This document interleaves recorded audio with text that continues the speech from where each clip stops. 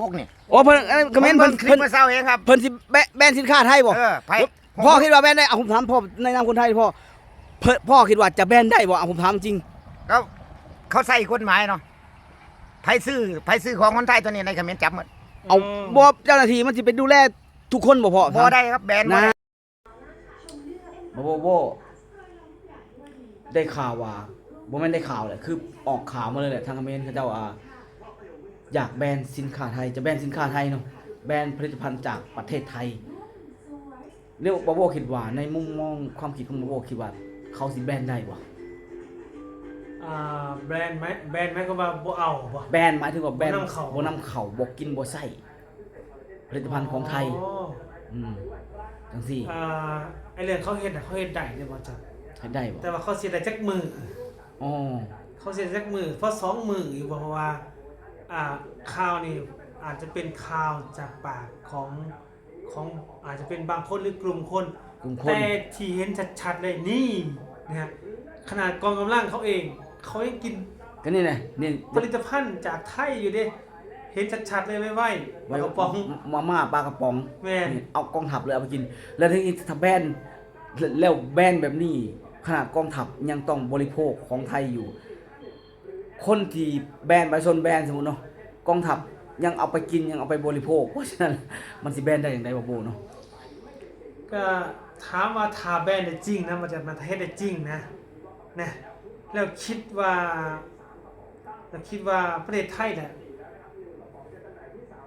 จะแค่บอกว่าขนาดสินค้าเขาเสมอเนี่ยเขายังผลิตส่งยุโรปส่งยังบ่ทันเลยเนาะนะว่าจากนั้นหรือนะฮะหรือว่าแม้แต่กระทั่งราคาไทยผลิตบ่ทันอีหลีเนี่ยมันก็เป็นผลพวงหลายๆอย่างนี่ว่าสิเป็นผลกระทบทางบ้านเขาเองแม่นขาดแคลนอาหารหรือว่าเพื่อนบ้านอื่นนะเพราะว่าผลิตภัณฑ์ไทยเนี่ยถามว่าเจ้านิยมชอบบ่ที่สุดค่อยเว้าในมุมของข่อยเนาะคือแบบข่อยว่าอย่าว่าแต่แบนเลยสมมุติวันหนึ่งเนาะประเทศไทยนี่เกิดการผลิตอย่างไรแต่ผิดพลาดหรือเป็นอัมพาตอย่างไรแต่ในการผลิตส่งบ่ทันเฮ็ดบ่ทันเนาะในการผลิตอาหารเนี่ยค่อยเชื่อว่าประเทศเพื่อนบ้านเป็นอัมพาตทางการบริโภคเลยเพราะงั้นการกินการอยู่นี่เฮาพึ่งผ้าไทยขนาดคือว่าปากท้องเฮานี่อิงไทยขนาดนะบ่ว่าบ่ก็แน่นอนบ่แแน่นอนเองก็ต้องของไทยต้องแบบเป็นที่นิยมและเป็นที่มั่นใจนะเพราะว่าสินค้านะในอาเซียนนี่เชื่อเลยว่าไทยติดแบรนด์นะครับอยู่ในน่าเชื่อถือแล้วว่าที่นี่มาจะขอบอกก่อนได้ว่าด้วยเหตุผลใดถึงอยากจะแบนสินค้าไทยบ่ดีบ่สินค้าไทยนี่ด้วยความที่ช่วงนี้เนาะประเทศไทยกับกัมพูชาอาจจะมีข้อพิพาทในบริเวณชายแดนและเฮ็ดให้เกิดความบ่พอใจว่าซั่นไปบ่พอใจคงคิดว่าการแบนสินค้าไทยคงจะเป็นอีหยังที่เฮ็ดให้ไทยมีผลกระทบคงคิดว่านี่บ่เป็นการคิดของคนกัมพูชานะคือว่าแน่นอนเนาะคือสินค้าไทยอย่างที่ว่าบอกเด้ไผก็ต้องการแน่นอนมาเบิ่งแน่อยู่ราชดำริบิ๊กซีนะโอ้โหทั้งจีนทั้งฝรั่งทั้งเหมือนได้ฟรีเลยเขามาซื้อนะแม่นเก็บใส่กระเป๋าเก็บใส่กระเป๋าแบบบ่ซื้อมาเบิ่งนี่แหละแม่นเห็นบ่เบิ่งนี่แหละแล้วคิดว่าการที่แบบนี้เนี่ยมันซอยอีหยังไงถ้าบ่จังมันและเก็ตแบบนี้นะผมคิดว่าอาจจะบ่แย่อาจจะเป็นการตอบโต้บ่คือสมมุตินะบอกบ่ถ้าตอบโต้แล้วสิ่งของหรือว่าผลิตภัณฑ์ต่างๆเฮาสามารถผลิตเองได้จำหน่ายเองภายในประเทศว่าแต่คิดว่ามันก็จะบ่มีผลเนาะกับประชาชนของตัวเองแต่ข้อยเชื่อว่าอันนี้นะต่อให้ออกกฎหมายมาบังคับสมมุตินะไผซื้อมีโทษเป็นหยังข้อยก็อยากฮู้เหลือเกินว่าเจ้าหน้าที่เจ้าร้ายขนาดไหนจะต้องไปตามติดชีวิตของแต่ละคนในการที่จะบ่ให้บริโภคของไทยเสห้ามในขนาดเจ้าหน้าที่เองก็ยังกินยังใส่ก็นั่นแหละขนาดกองทัพเลยนะกองทัพของกัมพูชาเลยเอากินเดียวบ่จะลงให้ทุกคนเบิ่งเนาะให้ทุกคนได้เห็นคลิปที่กองทัพกัมพูชาเอามาเดี๋ยวจะให้เบิ่งนะทุกคนเนาะให้เบิ่งสิเห็นนำกันเด้เบิ่งเห็นกันเลยทุกคนเนาะนี่สำร้อนน่ะเดี๋ยวตั้งไว้สำร้อนน่ะนี่ เอาตัวหนังสือไทยได้บ่แจม มั นะ นสิได้มาม่าเป็นกระป๋องเป็นแพ็คเป็นกระป๋องเห็นบ่ นั่นเห็นบ่ นี่เหรอ มีการส่งมอบไปดิ แล้วมีเข่งใหญ่ๆเห็นบ่โอ้โหแบบมาส่งมอบกันมีแบบหลายเป็นแพ็คโอ้โหนั่นแหละเดี๋ยวว่าจะให้โบฟังอีกพ่อใหญ่คนหนึ่งเนาะเป็นคนไทยเพิ่นแสดงความคิดเห็นว่าในเรื่องของที่กัมพูชาเขาสิแบนนี่เพิ่นเบิ่งข่าวเลยเพิ่นว่าเขาออกกฎหมายมาเลยนะออกกฎหมายมาเลยว่าถ้าใครบริโภคหรือว่าซื้อสินค้าไทยสิมีโทษมีความผิด โอ้โห บัดนี้บ่าวเจ้าก็เลยถามเพิ่นว่าพ่อถ้าเกิดพ่อแนะนำคนไทยนี่คิดว่าแบนได้บ่เพิ่นเลยเว้าให้ฟังจังซี่เดี๋ยวเอาไปฟังกันประมาณสักเพิ่นเว้าสั้นๆเนาะไปเบิ่งนำกันว่าโบนี่พวกนี่ โอ้เพิ่นคอมเมนต์ คลิ เพิ่ ป น มาเศร้าเองครับ เพิ่นสิแบนสินค้าไทยบ่ ไผ พ่อคิดว่าแบนได้ผมถามพ่อในนามคนไทยพ่อคิดว่าจะแบนได้บ่ผมถามจริง เขาใส่กฎหมายเนาะไผซื้อของคนไทยตัวนี้ในเขมรจับหมด เอาบ่เจ้าหน้าที่มันสิเป็นดูแลทุกคนบ่พ่อ บ่ได้ครับแบนบ่ นะ ได้ แบนบ่ได้ผมเป็นคนลาวพ่อผมใช้สินค้าไทยทุกอย่าง ผมมั่นใจล้าน%แบนบ่ได้อันนี้ผมการันตี แบนสิเอายังกินพ่อแบนเนี่ยนะแล้วส่วนคนไทยเพิ่นจะงอติถ้าแบนนะเพราะว่าเพิ่นขายได้ทั่วโลกเลยคนไทยนะ นั่นแหละ จังซี่นะบ่แจ๊บเห็นบ่ขนาดพ่อเพิ่นเป็นชาวบ้านเพิ่นยังคิดได้เลยบ่แจ๊บ ค่าเงินบาทมันแข็ง ครับผมแมนพ่อแมน ลาวเขมรไทยจีนก็ยังใช้เงินบาท นี่น้องมาโบเพิ่นบอกว่าในภูมิภาคนี่ประมาณว่าพม่าลาวเขมรต้องเคยเงินบาทนี่มูลค่ามันแข็งเพิ่นบอกว่าเนาะแล้วก็ใน3-4สัญชาตินี่คือแบบว่ากินของไทยอยู่แล้วเนาะบริโภคของไทยแล้วเพิ่นว่าเพิ่นก็เชื่อว่าบ่แบนบ่ได้เพิ่นว่าเชื่อว่าแบนบ่ได้เพราะว่าต่อให้สิมีกฎหมายออกมาต่างๆก็แล้วแต่เพิ่นว่าก็เหมือนกับว่าประชาชนน่ะยังต้องการสมมุติว่าภาครัฐนี่ต้องการให้แบนแต่ความต้องการคือประชาชนปากท้องของประชาชนบัดนี้ถ้าเขามีเงินข่อยสิบอกเจ้าอยู่บ่ข่อยสิไปซื้อนี่ข่อยบ่บอกนะ ไว้ข่อยก็ต้องเลือกแนวสิ่งดีๆที่ข่อยเคยติดปากเคยติดแบรนด์เคยใส่สินค้าไทยนะ แม่น นั่นบ่แจ๊บนะแต่ในความคิดรู้สึกของเบาหูนะถ้าสมมุติว่าเนาะสมมุติว่าแบรนด์สินค้าไทยเนาะในระยะนี้นะและสมมุติว่าประเทศไทยหยุดจำหน่ายให้จริง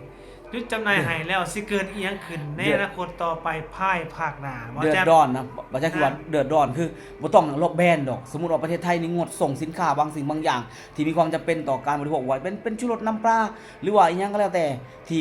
คนเฮาติดแล้วคนลาวคนกัมพูชาติดแล้วกินแล้ว เป็นสั่นเด้นะ เดือดร้อนนะสมมุติว่าวันหนึ่งน้องบ่โบเนาะ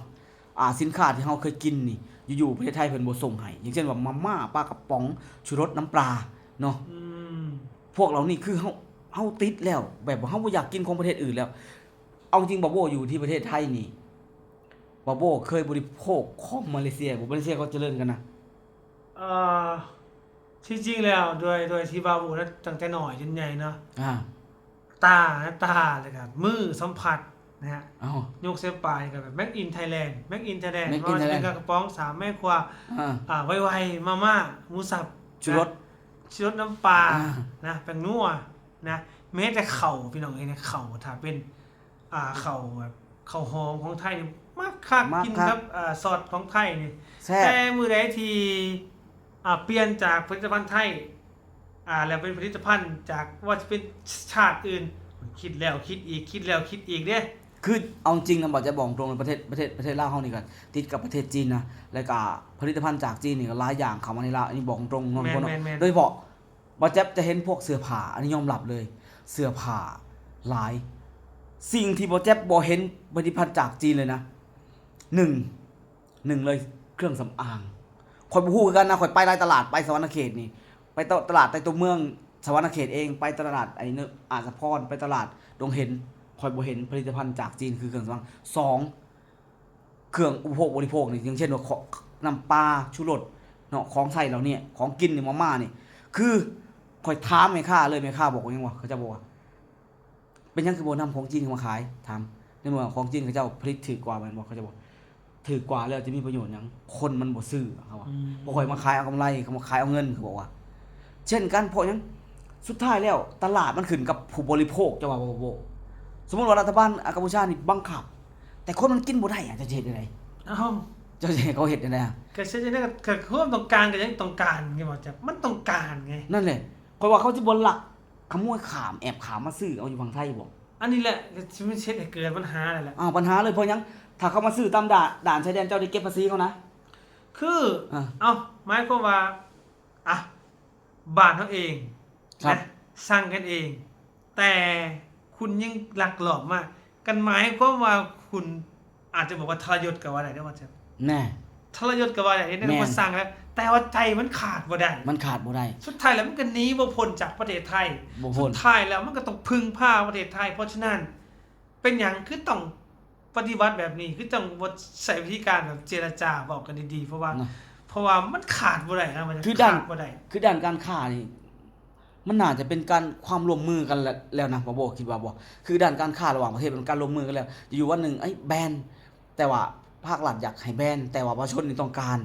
ผู้บริโภคนี่ต้องการ อย่างที่บอกถ้าเขาขามเขาหลักขามมานี่เขา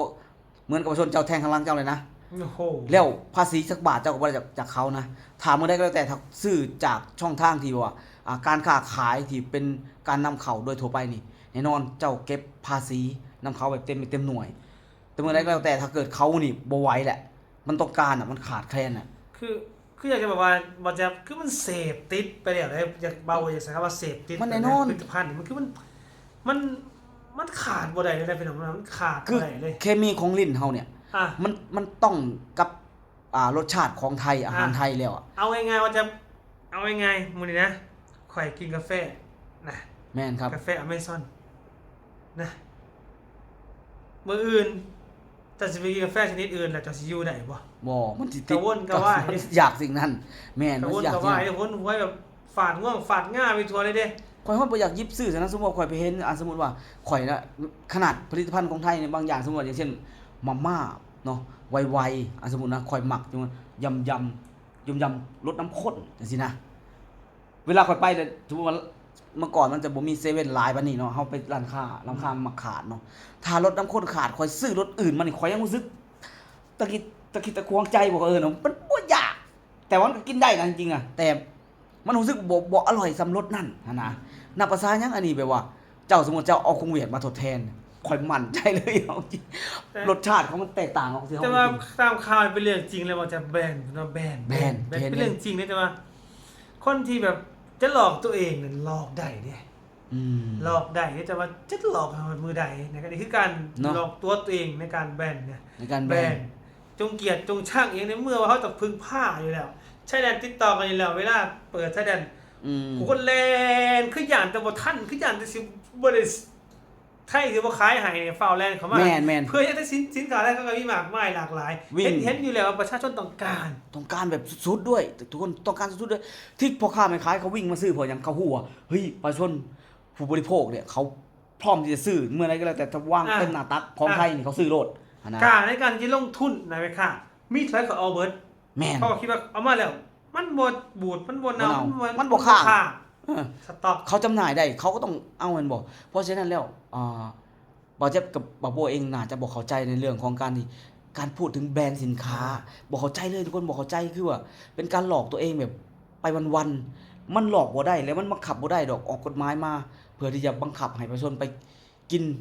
จากกินข้าวนี่ให้ไปกินหญ้านี่มันบ่ไปเด้บาดนี้จะบอกให้เท่านั้นทุกคน มันจะบังคับได้เด้แต่สุดท้ายเจ้าซิวคำตอบเองว่าการบังคับนี่